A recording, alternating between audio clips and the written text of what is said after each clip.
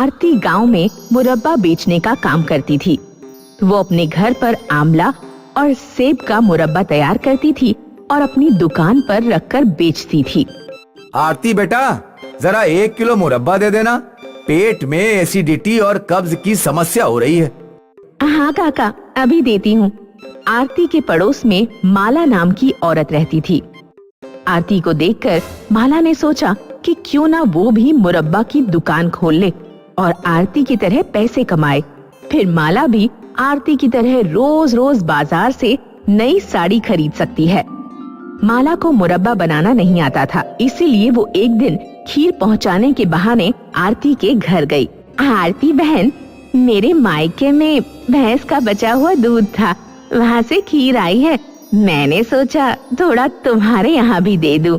तुमने अच्छा किया माला, मुझे खीर बहुत पसंद है। बचपन में मेरे घर में भी एक भैंस थी। मैंने तुम्हारी दुकान का मुरब्बा खाया, तुम बहुत स्वादिष्ट मुरब्बा बनाती हो।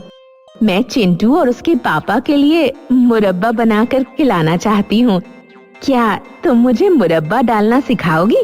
इस तरह मीठी मीठी और झूठी बातें करके माला ने आरती से मुरब्बा बनाना सीख लिया। कुछ दिनों बाद आरती ने देखा कि माला ने उसकी दुकान के ठीक सामने अपनी मुरब्बा की दुकान खोल ली है। आरती माला के पास जाकर बोली, माला, तुम तो कह रही थी कि तुम घर के लिए मुरब्बा बनाना सीख रही हो और अब तुमने दुकान खोल ली। दुकान खोल ली तो कौन सी आफत आ गई? क्या तुम अकेले ही पैसे कमाना चाहती हो? थोड़ा हमें भी मौका दो, हर रोज सुंदर सुंदर साड़ी खरीदने का। मुझे तुम्हारे पैसे कमाने से कोई परेशानी नहीं है। अगर तुम्हें दुकान ही खोलना है तो गांव में किसी और जगह खोल लो, तुम्हारी दुकान भी चल जाएगी और मेरी भी। नहीं, मैं अपनी दुकान यहीं खोलूंगी। माला नहीं मानी और आरती के सामने ही अपनी दुकान चलाने लगी। माला ने नोटिस किया कि लोग अपने शरीर से संबंधित बीमारियों के इलाज के लिए आंवला का मुरब्बा खाते हैं। कोई पेट की परेशानी के लिए आंवले का मुरब्बा मांगता था तो कोई मुंह के छाले के लिए। अगर मैं गांव वालों को कोई बीमारी से डराऊं तो वो डर के मारे मेरी दुकान पर मुरब्बा लेने जरूर आएंगे। माला को पहले समझ नहीं आया कि वो लोगों को बीमारियों के बारे में किस तरह से डर दिखाएगी। उसने सोचा कि क्यों ना पूरे गांव को बीमार करके अपने मुरब्बा की बिक्री ज्यादा कर दे। वो गांव की पानी की टंकी के पास गई। उस पानी की टंकी से पूरे गांव के घरों में पानी जाता था। रात का समय था और वो टंकी खोलने की कोशिश कर रही थी ताकि वो टंकी के अंदर पानी में पेट खराब करने वाली दवाई डाल सके। वो थोड़ा फिसल गई और टंकी से नीचे गिर गई। उसी समय आरती भी टंकी के पास से गुजर रही थी। उसने देखा माला वहाँ गिरी हुई है और उसके हाथ में पेट खराब करने वाली दवाई है। अरे रे रे, माला, क्या हुआ? तुम गिर कैसे गई? कुछ नहीं, मुझे कुछ नहीं हुआ है। माला, तुम रात को अकेली सड़क पर गिरी हुई हो और तुम्हारे हाथ में ये पेट खराब करने वाली दवाई है। चल क्या रहा है? मैंने कहा ना मैं ठीक हूँ, मेरे पास मत आओ, मैं ठीक हूँ। आरती ने माला की मदद करने की कोशिश की पर माला वहाँ से जल्दी से भाग गई। आरती समझ गई कि माला कुछ तो बुरा काम करने वाली थी। अगली सुबह माला ने सोचा कि उसका पहला प्लान तो फेल हो गया, अब कुछ और सोचना पड़ेगा। ये गांव वालों को किसी तरह तो डर दिखाना ही पड़ेगा। एक काम करती हूँ, अपनी दुकान के बाहर बड़े बड़े पोस्टर छपवा लेती हूँ बीमारियों के बारे में। माला ने अपनी दुकान के बाहर बड़े बड़े पोस्टर छपवाए कि जो मुरब्बा नहीं खाएगा उसको बहुत सारी बीमारियां हो सकती हैं, जैसे कि पेट में जलन, मुंह में छाले, एसिडिटी और कई सारी डाइजेशन की बीमारियां भी। ये पोस्टर्स देखकर गांव वाले डर गए और सब माला की दुकान में आकर उससे मुरब्बा खरीदने लगे। कुछ दिनों के लिए माला की कमाई दुगनी हो गई। आरती ने देखा कि माला गांव वालों को ऐसे झूठ बोल के और उन्हें डर दिखाकर अपने नकारात्मक तरीकों से अपना मुरब्बा बेच रही थी। आरती ने सोचा वो अपने सच्चाई और सकारात्मक तरीकों से ही अपनी दुकान चलाएगी।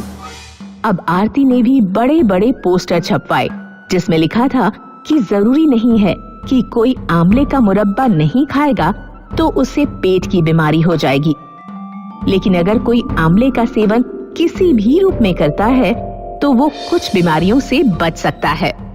आरती की पॉजिटिव बातों और सच्चाई को देखकर गांव वालों ने बिना डरे दोबारा आरती के मुरब्बे खाना शुरू कर दिया और आरती दोबारा से अच्छे पैसे कमाने लगी। इस कहानी से हम ये सीखते हैं कि आप नेगेटिविटी और डर से चाहे जितना भी काम करवा लें, उसका प्रभाव कुछ समय के लिए ही होता है। अगर आपको लंबे समय के लिए प्रभाव चाहिए तो पॉजिटिव और सच्ची बातों से ही आप वो पा सकते हैं।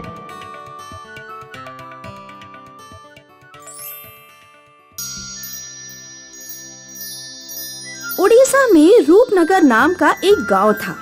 गांव में 2 डेयरी थी। एक संगीता की डेयरी थी और उसी के सामने मीना की डेयरी थी।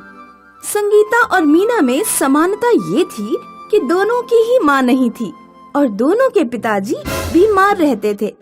इसीलिए संगीता और मीना को अपनी अपनी दुकान संभालनी होती थी। संगीता के 2 छोटे भाई भी थे। संगीता और मीना एक दूसरे की खिंचाई करने का कोई मौका नहीं छोड़ती थी। एक दिन जब सुबह सुबह संगीता दुकान खोल रही थी तो मीना उससे बोली, संगीता, मैंने सुना है तू देसी घी में डालडा मिला देती है। तू कहे तो गांव वालों को तेरी सच्चाई बता दूं। नहीं, मैं देसी घी में डालडा नहीं मिलाती, लेकिन मैंने सुना है कि तू देसी घी में अपनी नाक मिलाती है, जो हमेशा नाले की तरह बहती रहती है। संगीता के पिता एक ईमानदार इंसान थे। वो हमेशा संगीता को घी की शुद्धि का विशेष ध्यान रखने के लिए कहते थे। बेटी, खाने पीने की चीजों के धंधे में सफलता हासिल करने के लिए ईमानदारी और शुद्धता सबसे पहली चीज है। ईमानदारी और शुद्धता की दूर दूर तक चर्चा होती है। भोपूराम समोसे वाले का नाम हमारे आस पड़ोस के गांव भी जानते हैं, क्योंकि उसके समोसे में सारा माल असली होता है। उधर मीना के पिता एक चालाक और मुनाफाखोर इंसान थे। मीना बेटी, धंधे का बस एक ही उद्देश्य है, ज्यादा से ज्यादा लाभ कमाना। देसी घी तैयार करते समय घी को ज्यादा पकाना नहीं चाहिए, क्योंकि घी जितना पकता है उतना ही कम हो जाता है। इसीलिए घी को कच्चा ही छोड़ दिया करो। पर पिताजी, मैंने तो सुना है कच्चा घी शरीर के लिए नुकसान देता है। बेटी, इतना सोचोगी तो धंधे में कमाई नहीं कर पाओगी, और फिर घी को पकाने में ईंधन भी तो ज्यादा लगता है। कुछ दिनों बाद संगीता के पापा दुनिया छोड़कर चले गए। पिता के मरने के बाद संगीता के देसी घी की बिक्री खूब बढ़ गई। इसका एक कारण तो संगीता के देसी घी की शुद्धता थी और दूसरा कारण था कि गांव के लोगों की सहानुभूति संगीता के साथ थी, क्योंकि बिन माँ बाप की संगीता अपने दोनों छोटे भाइयों को अकेले पाल रही थी। पिताजी, जब से संगीता के बाप मरे हैं, तब से हमारे देसी घी को तो कोई पूछ भी नहीं रहा। चिंता मत करो बेटी, ये दवा ले जाओ। ये मैंने शहर से मंगाई है। इसे बस किसी तरह संगीता के देसी घी में डाल देना। मीना संगीता की दुकान में घुसने का मौका ढूंढने लगी। एक दिन संगीता के घर कोई मेहमान आ गया। संगीता दुकान ऐसे ही खुली छोड़कर घर चली गई। मीना तुरंत मौका देखकर संगीता की दुकान में घुस गई और उसने अपने पिता द्वारा दी गई दवा की कुछ बूंदें देसी घी में डाल दी। 10 मिनट बाद जब तक संगीता वापस लौटी, मीना अपना काम करके जा चुकी थी। अगले दिन रक्षाबंधन का त्योहार था।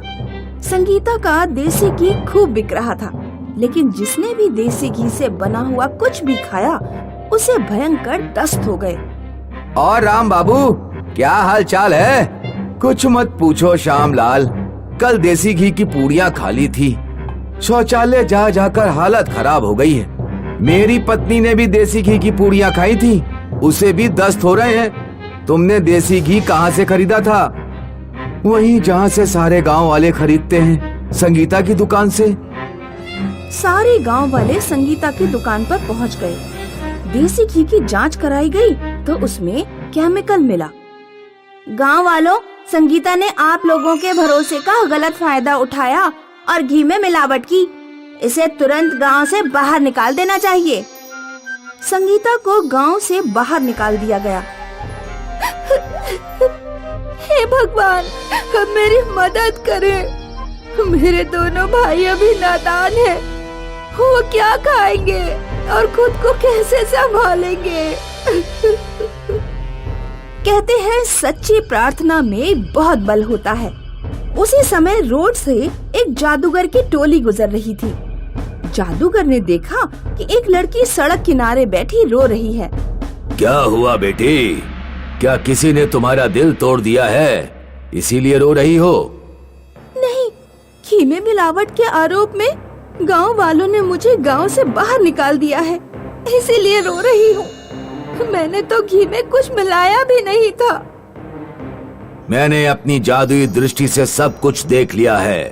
तुम एक ईमानदार लड़की हो। अपने गांव वापस जाओ और गांव वालों से विनती करो कि तुम्हें एक मौका और दें। साथ में मेरा देसी घी ले जाओ। इसे अपने देसी घी में मिला देना। एक बात और। जादूगर ने संगीता के कान में कुछ कहा।